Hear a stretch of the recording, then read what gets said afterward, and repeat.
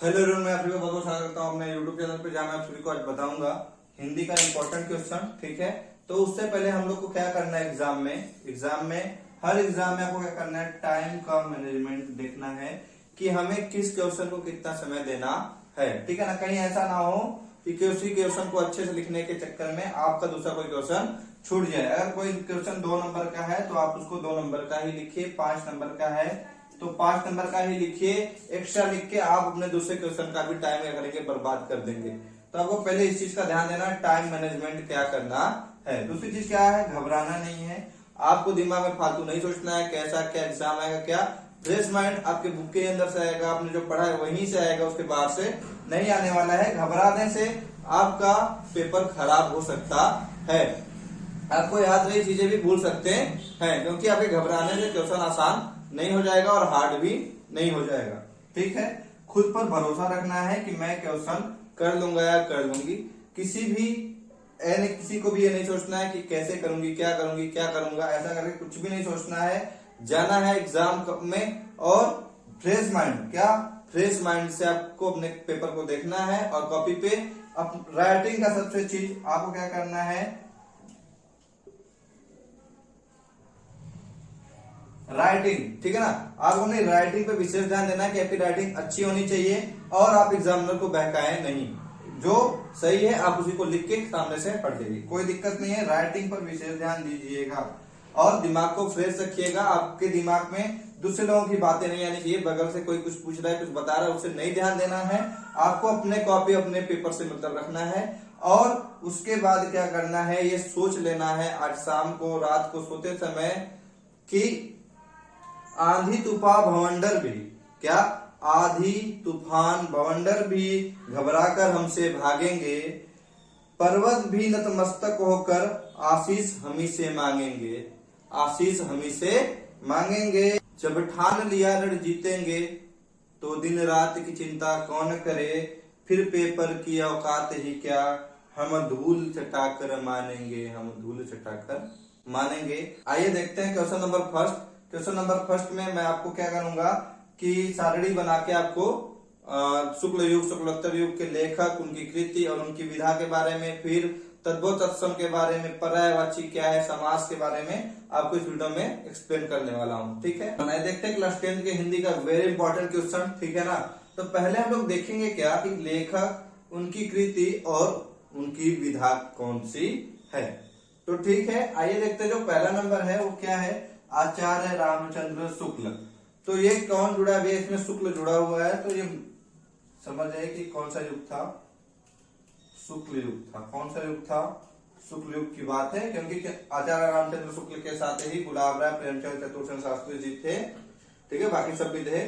तो आचार्य रामचंद्र शुक्ल की जो कृति है कौन, चिंतामणि, वो क्या है, निबंध। भैया क्या है, निबंध है। ठीक है ना, दूसरा क्या है कि गुलाब राय जी की ठलुआ क्लब। ठीक है ना, क्या है, निबंध है, वो भी क्या है, निबंध है। उसके बाद प्रेमचंद, मुंशी प्रेमचंद का जो गबन है, कृति कौन सी, गबन, क्या है, उपन्यास है। क्या है, उपन्यास है। ठीक है, चतुर्सेन शास्त्री, कौन, चतुर्सेन शास्त्री की आत्मदाह, कृति कौन सी, आत्मदाह, क्या है, उपन्यास है। भैया क्या है, उपन्यास है।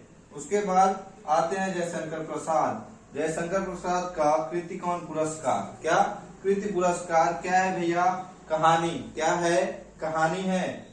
प्रेमचंद, मुंशी प्रेमचंद जी फिर से आ गए, उनकी पंच परमेश्वर एक कृति है जो कि क्या है, कहानी है। कौन सी विधा है, कहानी है। उसके बाद जयशंकर प्रसाद देख रहे होंगे आप, फिर से एक बार आ गए हैं। और चंद्रगुप्त, चंद्रगुप्त क्या थी, इनकी जो कृति थी वो क्या थी, नाटक थी। भैया क्या थी, नाटक थी।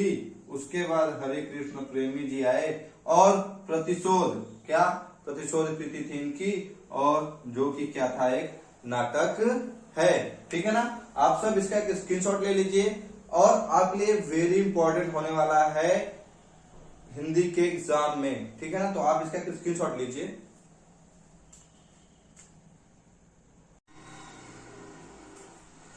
आप सभी ने स्क्रीनशॉट ले लिया होगा। ये देखते हैं कि डॉक्टर हजारी प्रसाद द्विवेदी जी जो लेखक हैं उनकी कृति कौन सी? कल्पलता। क्या है? एक कृति है कल्पलता, जो कि क्या है? एक निबंध है। क्या है? निबंध है।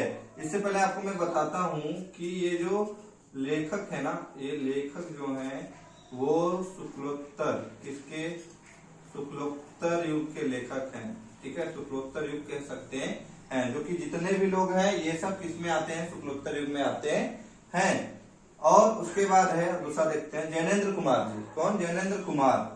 जड़ की बात, इनकी जो कृति है जड़ की बात, वो क्या है? निबंध है। क्या है? निबंध, इसमें नो डाउट। ठीक है। यशपाल जी का क्या कृति है? झूठा सच। झूठा सच, तो वो क्या है? उपन्यास है। क्या है भैया? उपन्यास है। भगवती चरण शर्मा, भगवती चरण शर्मा, भूले बिसरे चित्र, क्या है? उपन्यास है। क्या है भैया? उपन्यास है।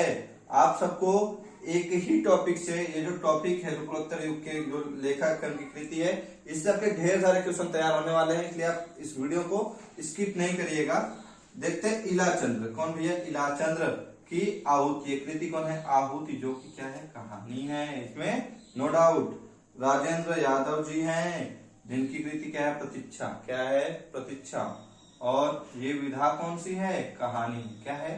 कहानी है। उपेंद्रनाथ अस्क, उपेंद्रनाथ अस्क, जय पराजय। कृति कौन सी है? जय पराजय। और विधा कौन सी है? नाटक है। आप सब इसका भी एक स्क्रीनशॉट लीजिए, फिर इसके आगे मैं आपको एक्सप्लेन करके बताता हूं।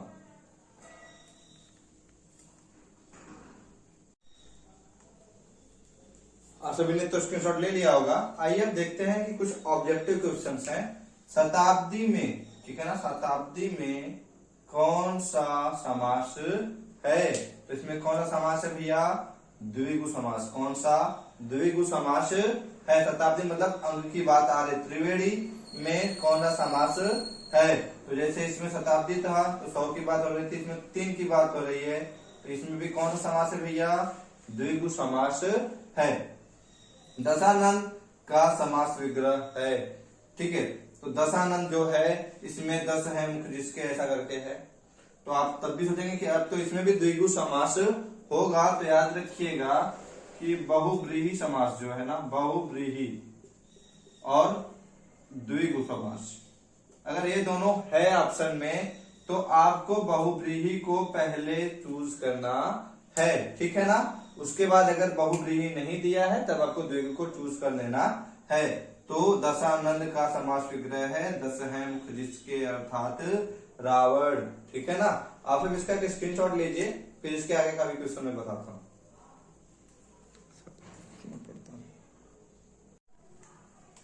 ठीक है, हमने स्क्रीनशॉट ले लिया होगा। ये देखते हैं हानि और लाभ में कौन सा समास है? तो इसमें कौन सा समास है भैया? द्वंद्व समास है। अधपका में समास है, तो अधपका में कौन सा समास है भैया? कर्मधारय समास है, जिसमें विशेषण के साथ विशेष की बात हो, कर्मधारय समास है। निम्न में से किसमें अप उपसर्ग नहीं है? मतलब अप पहले नहीं लगा है, इसमें लगा है, ये है अप शब्द है। अपावन है, इसमें नहीं है, मतलब ये वाला ऑप्शन क्या है? सही है। यहाँ पे उसका प्रश्न जरूर देखिएगा कि उसने बोला है अप उपसर्ग नहीं है। कहीं आप पहले ही सोच के लगा देंगे तो आपका क्वेश्चन हो जाएगा गलत। इसलिए क्वेश्चन को आपको एग्जाम में बहुत अच्छे से ही पढ़ना पड़ेगा। उसके बाद निर्जन में किस उपसर्ग का प्रयोग हुआ है? तो आप सोचेंगे कि नी लगा दें, पहले है, लेकिन ऐसा नहीं, निर्जन है। ठीक है ना। तो इसमें कौन सा ऑप्शन नंबर जो क्या है? सही है। उसके बाद आकर्षण में कौन सा उपसर्ग प्रयोग हुआ है? तो आकर्षण में, तो आप सोचेंगे कि यहाँ तो तो आकर में आक जुड़ेगा, ऐसा कुछ भी नहीं है। यहाँ पे भैया क्या है? आकर्षण। ठीक है ना। तो आ क्या है? उपसर्ग का प्रयोग हुआ है। अनु उपसर्ग युक्त शब्द नहीं है, मतलब ऐसा कौन सा है जिसमें अनुसर्ग काम नहीं कर रहा है? तो अनुभाव, अनुकरण, अनुचर, अनुचित। तो ये क्या है? अनुचित। अगर इसका संधि विच्छेद करें, तोड़ेंगे तो क्या मिलेगा? अनुचित। तो इसमें क्या है? उपसर्ग अन काम कर रहा है, लेकिन इसमें अनु लिखा हुआ है, मतलब इसमें अनु काम नहीं कर रहा है, अन ही काम कर रहा है, इसलिए अनुचित है। जिसमें अनु उपसर्ग नहीं, मतलब अनु उपसर्ग युक्त शब्द नहीं है। आप इसका एक स्क्रीनशॉट ले लीजिए, फिर इसके आगे का मैं बताता हूं क्या करना है। आइए अब देखते हैं क्वेश्चन नंबर 10, जिसमें उपेक्षित शब्द का उपसर्ग है। तो उप धन इच्छित, तो उप कहाँ है भैया? 3 नंबर। अभ्यागत, अभ्यागत का संधि विच्छेद करते हैं तो अभिधन आगत, तो ऑप्शन नंबर 2 क्या है? सही है।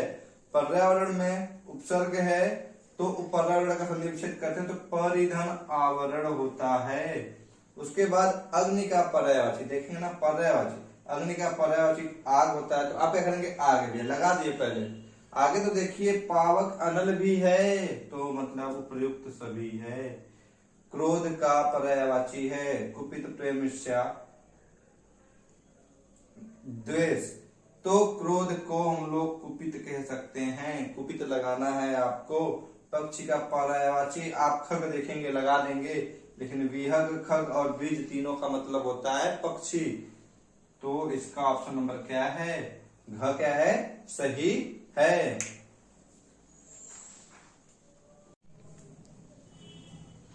तो ठीक है, आइए देखते हैं क्वेश्चन नंबर 16, बादल का पर्यायवाची क्या है? तो याद मेघ अम्बुद वारिद करके होता था, तो वारिद जो है वो किसका है? बादल का पर्यायवाची है, ठीक है ना। और जो नीरज, पंकज और अंबुज है वो किसका पर्यायवाची है? वो कमल का पर्यायवाची है। इंद्र का पर्यायवाची क्या है? दिनमणि, जो कि सूर्य से रिलेटेड है। महेश जो कि शंकर से रिलेटेड है। गणेश जी जो गणेश से ही लंबोदर, और बचे सुरेंद्र, सुरेंद्र ही क्या है? इंद्र का पर्यायवाची है। उपवन का पर्यायवाची है, तो उपवन मतलब बगीचा, ये तो आप लगा लेंगे आराम से। लेकिन अरण्य जो है वो क्या है? जंगल का पर्यायवाची।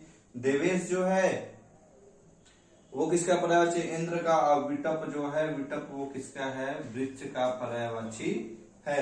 हिमांशु, सुधांशु, इंदु किसके पर्यायवाची हैं? तो ये किसके पर्यायवाची भैया? चंद्रमा के पर्यायवाची हैं। पुत्र का पर्यायवाची जो है वो क्या है? सुत है। क्या है? सुत है, लेकिन सुता, तनया, आत्मजा ये बेटी का पर्यायवाची है। एक साथ में ढेर सारे पर्यायवाची पर तैयार करा दे रहा हूं। रसाल, अमृत, फल, सहकार किसका पर्यायवाची है? तो ये नहीं मीठा लगा दें, ये लगाइएगा क्या? आम। इसका सही ऑप्शन क्या है? आम है। ठीक है, इसके बाद हम लोग देखते हैं कि तत्सम, ठीक है ना, तत्सम का देखेंगे। ठीक है, ये देखते हैं 22 नंबर क्वेश्चन। 22 नंबर क्वेश्चन क्या है? अक्षी शब्द का तद्भव, तो अक्षी शब्द का जो तद्भव है वो क्या है? आंख है। कपड़ा का तत्सम क्या है? करपट। क्या है भैया? करपट है। नेह का तत्सम क्या है? स्नेह। क्या है? स्नेह। ज्येष्ठ का तत्सम क्या है?